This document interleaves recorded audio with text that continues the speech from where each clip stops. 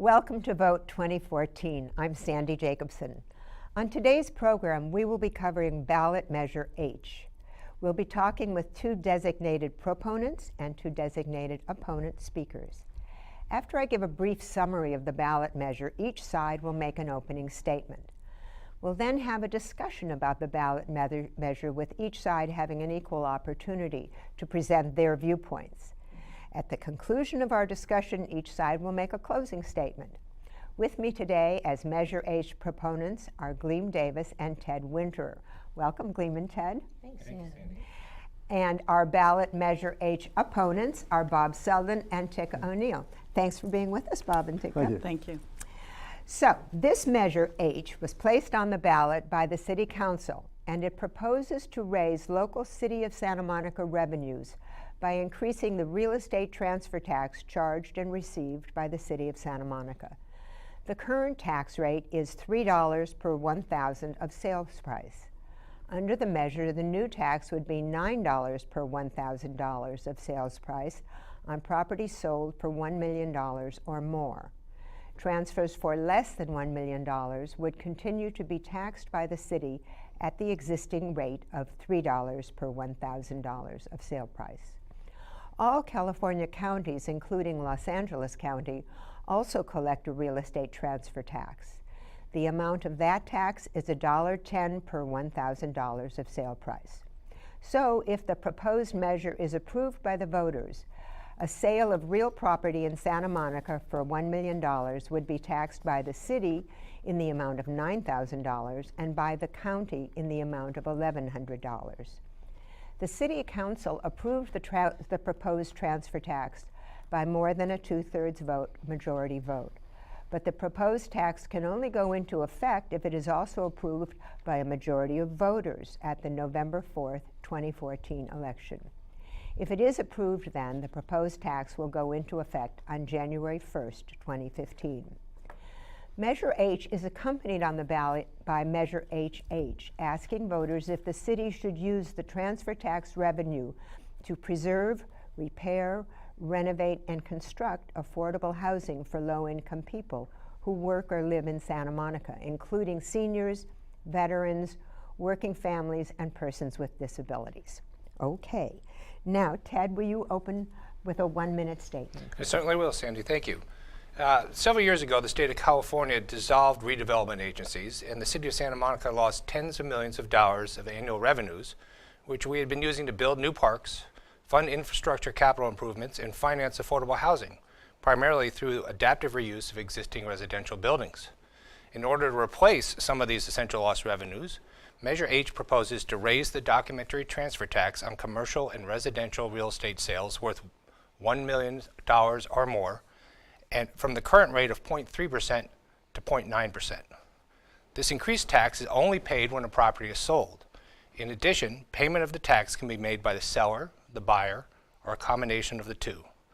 For instance, in 2013, the Lantana building on Olympic sold for $328 million, and the city collected $958,000 in transfer taxes. With Measure H in place, the revenue to the city would have been almost $3 million. This new local revenue source can never be taken away by the state and would help to assure the city continues to maintain its AAA bond rating.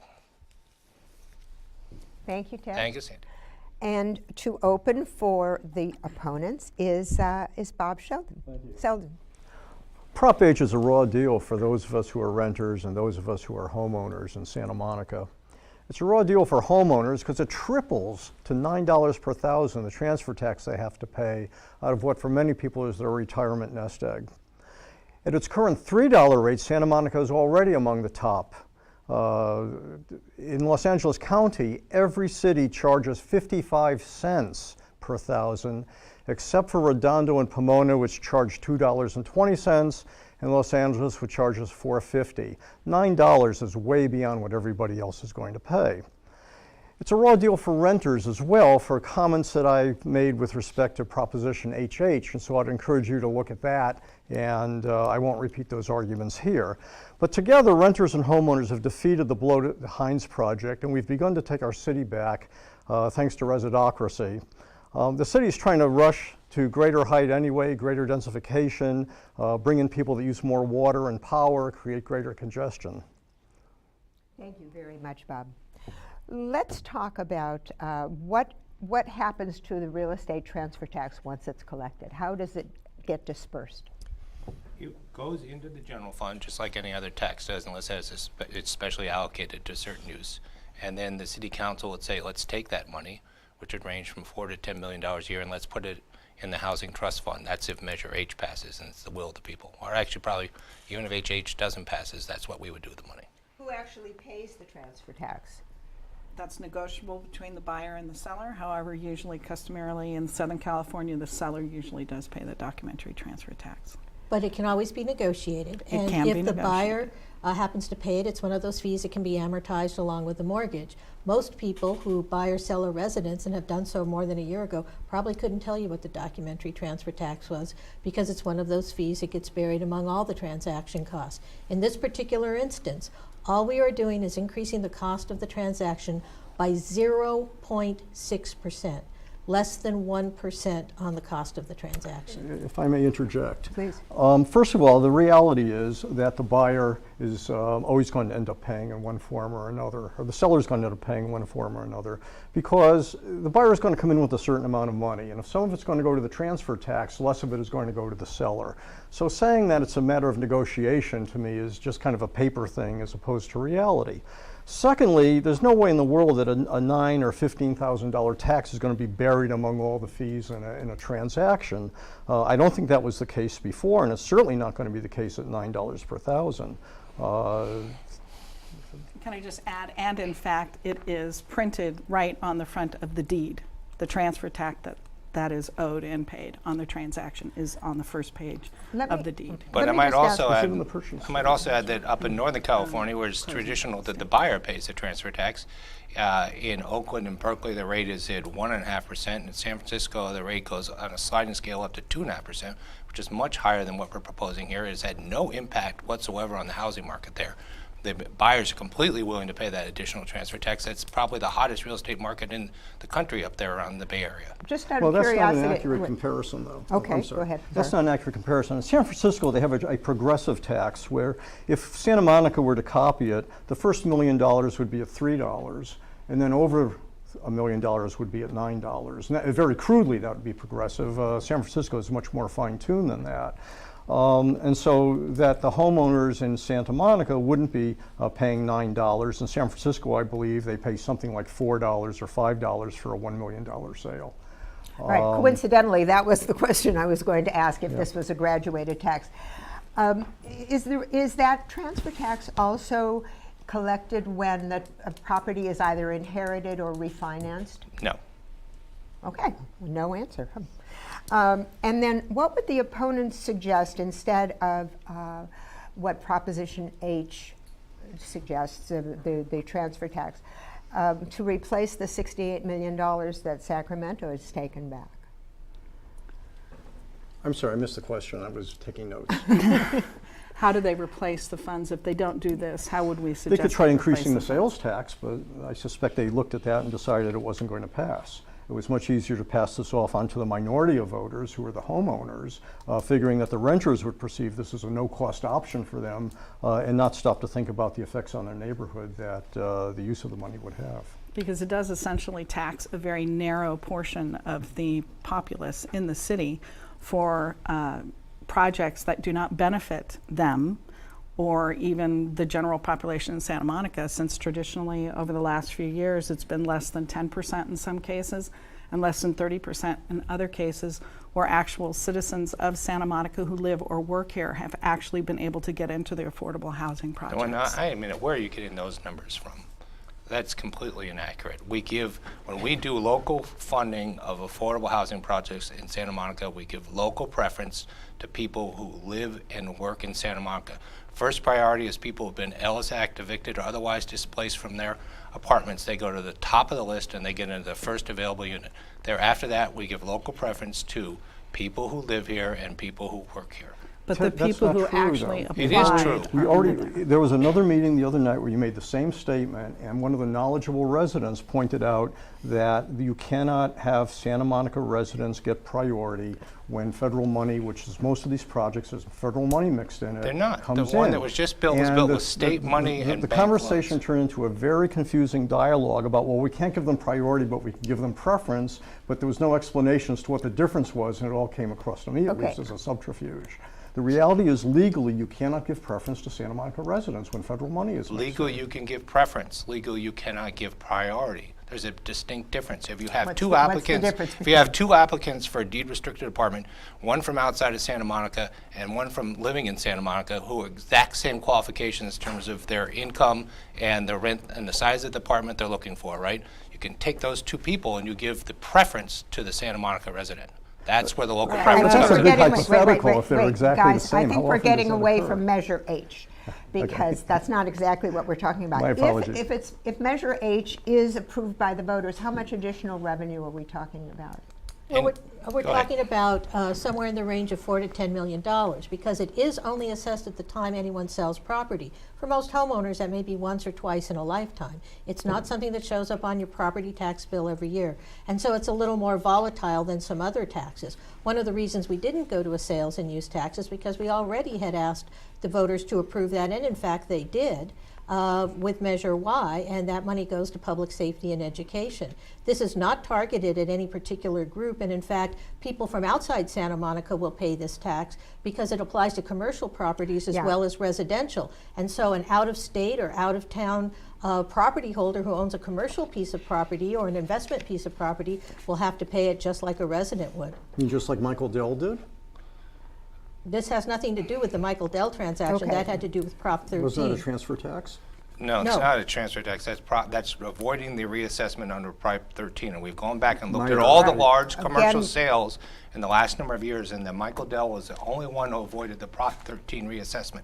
So there's no reason to believe that if people are not trying to dodge the Prop 13 reassessment, which would increase your annual tax bill by anywhere from 100 to 500%, that they will somehow decide to dodge an extra 0.6% tax on just the sales price. It's just not going to happen. And if we are talking about commercial properties, those numbers do jump up. The Apple Store was reportedly sold for $100 million, and instead of getting $300,000, as they did before Proposition H, whether it passes, they would have gotten $900,000. The city would have gotten $900,000. That may be true, but H does not distinguish between homeowners who've lived there their whole lives, put every penny they have into their houses, and these commercial ventures that are coming in for profit and, you know, establishing businesses in Santa Monica. And that's one of the weaknesses. It's a very simplistic and I think poorly drafted statute. If it was more precise and distinguished, we probably wouldn't be here today having this argument. And I would argue that to the extent that you can negotiate for the buyer to pay part of the tax, that given the inflation in real estate in this city in recent years, that those people are coming in and spending anywhere from $4 to $6 million at home, they're not going to blink at that extra 0.6%, and they're going to be willing to pay it. And the tax onus is going to be on people who are moving in here from out of town or already live here and are so wealthy that they won't blink. However, the nobody's median price for nobody's coming- residential sales is $1.5 million. Yeah. So you're not talking about the average person paying $4 million for a home. And at $1 million or $1.5 million, $10,000 or $20,000 makes a huge difference in negotiations, and it continues to increase the cost of purchasing real estate here in this city. And it totally eliminates the whole idea of trying to keep housing affordable. The more you tack on to the sale, the harder it is for people to qualify and to be able to purchase those properties. Doesn't matter who pays for it, you have increased the price. Okay, let me go to another area that in all of the material that I've read opposing Measure H, you talk a lot about the high density and multi-floor development. Talk a little bit about how one thing relates to the other.